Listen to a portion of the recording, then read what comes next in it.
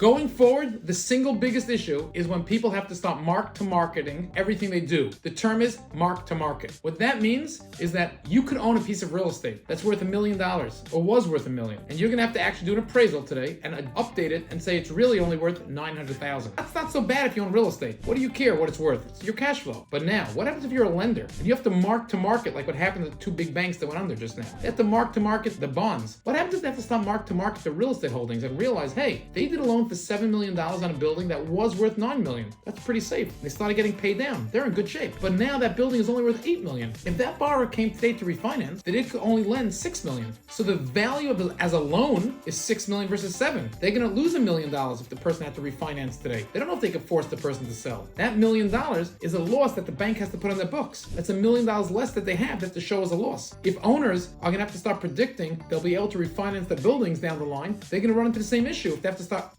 turning to the shareholders and saying, hey, it looks very nice now because all the cash flow, but another 2 years from now, we're up the creek. We're going to have to come up with capital. When are they going to have to be forced to answer those questions? When are other businesses going to have to be forced? When are investors have to be forced? Everywhere through the market, and what's going to be the domino effect from having to mark to market?